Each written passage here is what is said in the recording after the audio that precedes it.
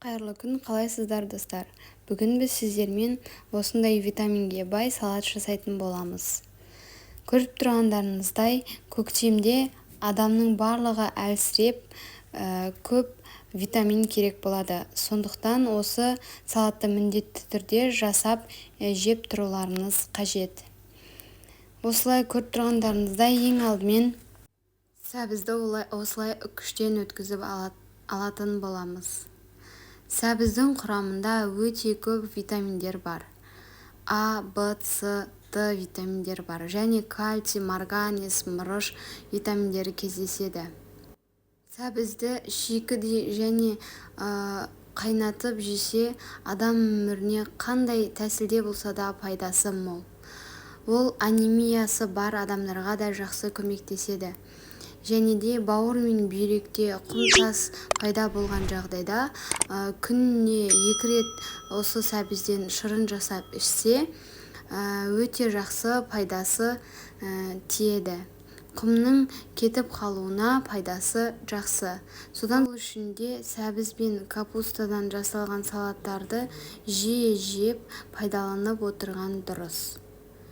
Әр кез тамаққа осы ең оңай салатты жасап жеп тұрамыз. Осылай бізде барлығын үккіштен өткізіп болған соң, осылай өздеріңізге ыңғайлы ыдысқа салып алсаңыздар болады. Және маған тіркеліп, қоңырауша белгісін басып тіркеліп кетіңіздер. Сіздің қолдауыңыз маңызды. Фолия қышқылының орнына пайдаланса болады екен. Және қырыққабаттың құрамында К, С витаминдері кездеседі екен. Және де қырыққабаттың қазіргі таңда пайдалы жақтарынан өкпе, қуық, ішек қуыстарында қатерлі ісіктің дамып кетуінің болдырмауына өте көп пайдасын тигізіп жатыр деген пайымдар бар. Сол үшін қырыққабатты өте жиі пайдаланып отыру керек. Міне видеода көріп тұрғандарыңыздай, осылай өздеріңізге ыңғайлы етіп, төрт-бұрыш етіп турап алсаңыздар болады. Содан соң сәбіз бен капустаны осылай бір-бірінің үстіне салып алатын боламыз. Содан соң үстіне осылай капустаны турап болған соң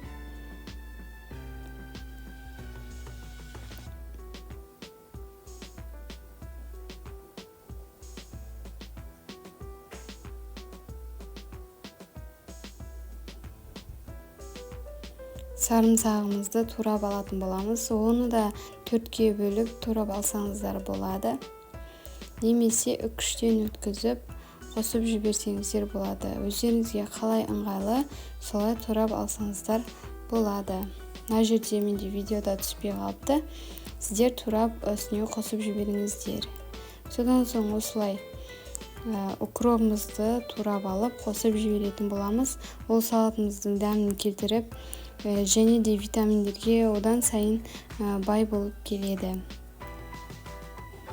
Содан соң барлығын осылай бір ыдысқа салып алып, үстіне қызыл, қара бұрышымызды салып алатын боламыз. Мен барлық грамдарын описание бөлімінде жазып кететін боламын.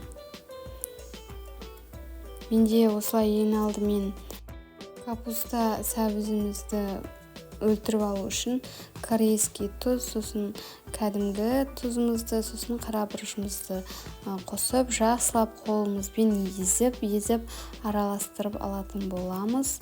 Капуста мен сәбіз өлген соң өте дәмді, одан сайын дәмі керемет болып шығатын болады. Осылай жасап жеп көріңіздер, сіздерге кеңес беремін. Менің арнамда басқа да қызықты, сіздерге пайдалы видеолар көп. Міндетті түрде тіркеліп кетіңіздер.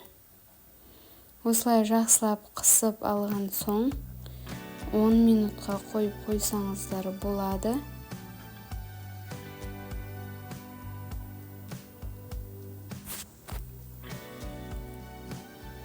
Мына жерде мен қызыл бұрыш қосып жатырмын. Бір шай қасықтай қызыл бұрыш қостым.